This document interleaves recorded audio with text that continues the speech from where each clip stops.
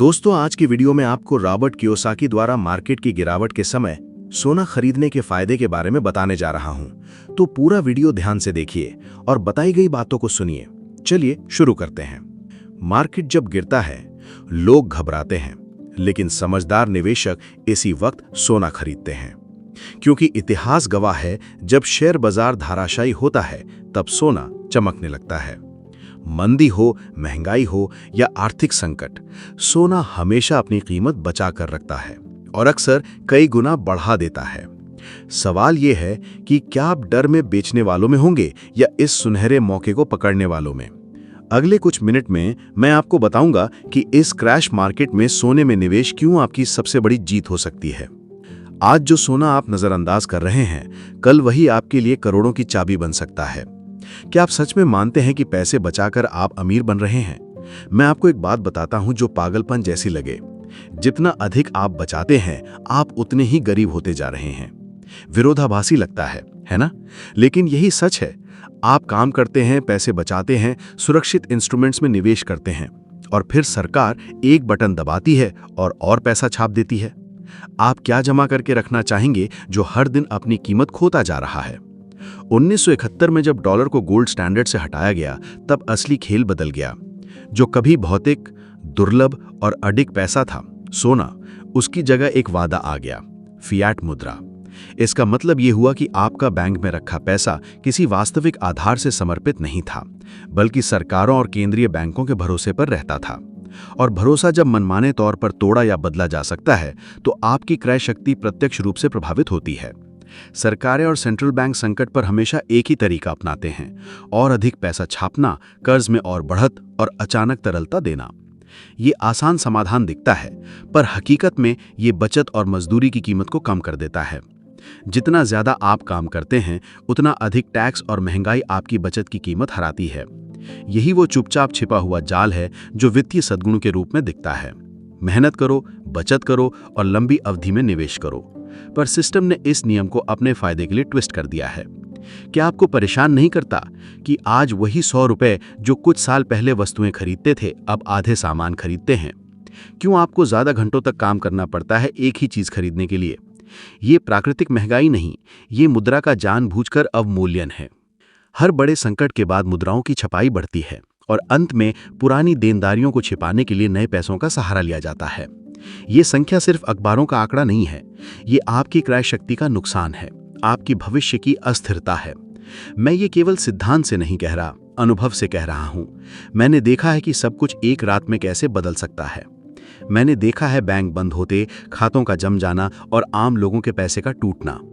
मैं 1972 के दशक में हांगकांग जाकर सोना खरीदने को मजबूर रहा। उस समय कुछ जगहों पर भौतिक सोना रखना कानूनी रूप से मुश्किल था। मैंने एक छोटे सोने के टुकड़े के लिए लगभग 50 अमेरिकी डॉलर दिए। वो जोखिम और तनाव भरा सफर था, पर मेरे लिए सबसे सही फैसला साबित हुआ, क्योंकि जब मुद्रा का कोई आधार नहीं होता तो वो सुरक्षित नहीं जो बैंकों में सबसे सुरक्षित लगता है। असली सुरक्षा वो है जो किसी सरकार, बैंक या अनुबंध पर निर्भर ना हो। सोना किसी राष्ट्रपति या बैंक के भरोसे का मोहताज नहीं है। ये टूटता नहीं, असफल नहीं होता और भरोसे पर निर्भर नहीं रहता। ये बस मौजूद रहता है।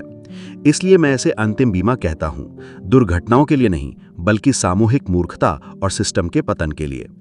वेनेजुएला में और जिम्बाब्वे में क्या हुआ, ये सब पुरानी बातें नहीं हैं। वहां मुद्राएं इतनी गिर गई थीं कि लोग अपनी मूल क्रय शक्ति खो बैठे थे, और वही सुरक्षित था जिसने सोना रखा था। जब मुद्रा बिखरती है तो क्रय शक्ति सोने की तरफ भागती है। ये मत सोचिए कि सोने की कीमत केवल मांग और आपूर्ति से तय होती है। एक बड़ी दूसरी दुनिया है, कागजी सोना, फ्यूचर्स, डेरिवेटिव्स और विशाल ओपन कॉन्ट्रैक्ट्स, जिनकी संख्या असली भौतिक उपलब्धता से कई गुना अधिक होती है। कई बार 1 आउंस सोने के लिए सैकड़ों खुले कॉन्ट्रैक्ट्स मौजूद होते हैं। यानी बहुत से लोग सोचते हैं कि उन्हें वही धातु मिलनी चाहिए, पर असल में सिर्फ एक को ही वह भौतिक धातु मिलती है, बाकी को मिलती है कागज, कर्ज, कुछ नहीं। इसी वजह से मल्टीनेशनल खिलाड़ी, बड़े बैंक और हाई फ्रीक्वेंसी ट्रेडिंग एल्गोरिदम सेकंडों में कीमतें नीचे ऊपर कर देते हैं। जब वे खरीदना चाहें तो कीमत घटती है, और जब वे बेचना चाहें तो मिनटों में ऊपर कर दी जाती है। ये मैनिपुलेशन सिर्फ दुकानों तक सीमित नहीं है, ये आर्थिक पाठ्यक्रमों, बिजनेस स्कूलों और पॉलिसी मेकिंग तक फैला हुआ है। 1970 के बाद से जब डॉलर को सोने से अलग किया गया, सोने की पढ़ाई को धीरे धीरे अनदेखा किया गया। ये जानबूझकर वैचारिक निर्माण था। क्यों? क्योंकि सोना को नियंत्रित नहीं किया जा सकता, उसे प्रिंट नहीं किया जा सकता, और ये उन लोगों के लिए खतरा है जो सत्ता और कमाई को नियंत्रित करना चाहते हैं।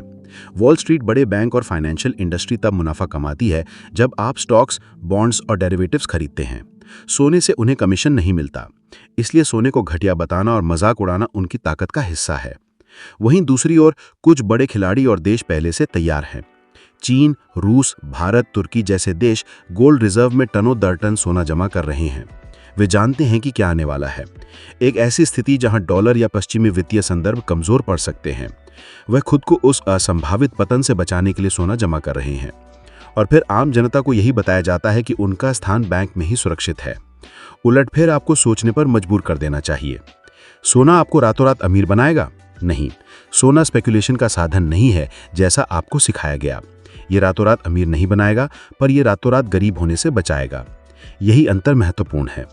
अगर आप सिर्फ रिटर्न देख रहे हैं तो आप गलत फ्रेम में हैं। सोना वैल्यू संरक्षण है, सुरक्षा है, बेंचमार्क नहीं। मैनिपुलेशन तब भी होता है जब डेटा को पेश किया जाता है। ग्राफ अक्सर डॉलर में दिखते हैं, जिससे लागत का सापेक्ष अर्थ छिप जाता है। असली मूल्य उस मुद्रा की कमजोरी पर निर्भर करता है जिससे मापा गया है। अमेरिका में डॉलर मजबूत दिखे तो सोना स्थिर लगेगा, पर अर्जेंटीना, वेनेजुएला या लेबनान में जहां मुद्रा हिंसक रूप से गिरी, वही सोना था जिसने क्रय शक्ति बचाई। इसलिए उसे असली मुद्रा कहा जाता है, क्योंकि वो सार्वभौमिक, स्वतंत्र और समयनिष्ठ है। कदम आप क्या कर सकते हैं? ज्ञान और जागरूकता पर्याप्त नहीं, कार्यवाही की जरूरत है। पर शुरुआत के लिए करोड़पति होना जरूरी नहीं।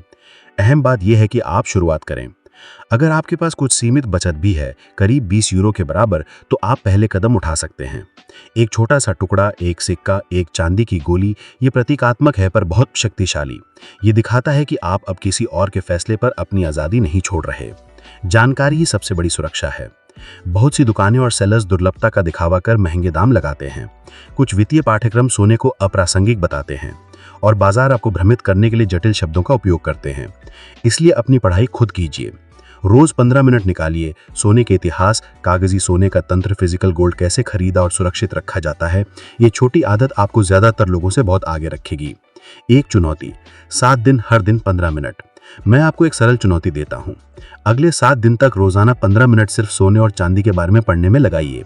वीडियो देखिए, लेख पढ़िए, भरोसेमंद स्रोतों से जानकारी लीजिए। 7 दिनों के बाद एक फैसला लीजिए, अपनी पहली सिक्का खरीदिए।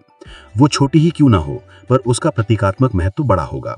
ये दिखाएगा कि आप अब किसी और के समाधान की प्रतीक्षा नहीं कर रहे, आप नियंत्रण अपने हाथ में ले रहे हैं। सच्ची सुरक्षा वही है जो किसी पर निर्भर ना हो। वास्तविक अमीर वही हैं जिन्होंने खेल के नियम समझ लिए और उसके उलट चलते हैं। वे वास्तविक संपत्ति खरीदते हैं, अपना निवेश विविध करते हैं और ऐसी जगह खड़े होते हैं जहां नियंत्रण का हाथ नहीं पहुंचता। वे अपने परिवार, अपने व्यापार और अपनी स्वतंत्रता की रक्षा करते हैं। ये जरूरी नहीं कि आपकी आय बहुत बड़ी हो, फर्क इस बात का है कि आप आगे क्या करेंगे। इंतजार करना अक्सर महंगा पड़ता है।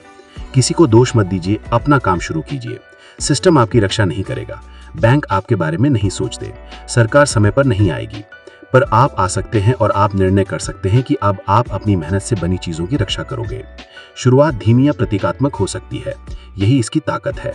सब कुछ एक शांत निर्णय, एक छोटे कदम से शुरू होता है, एक ऐसे व्यक्ति से जो धोखा खाने से तक चुका है और स्वतंत्र जीवन जीना चाहता है। अंतिम संदेश और CTA, दुनिया बदल रही है, मुद्राएं कमजोर हो रही हैं, खतरे बढ़ रहे हैं। जो तैयार होंगे वे इस तूफान को सुरक्षित पार कर लेंगे, जो इंतजार करेंगे वे आश्चर्यचकित हो जाएंगे। अगर इस वीडियो से आपको एक बात याद रखनी हो तो वो ये कि जब सब लोग अधिक पैसे कमाने के पीछे भाग रहे हैं, असली खिलाड़ी सुरक्षा के पीछे भाग रहे हैं।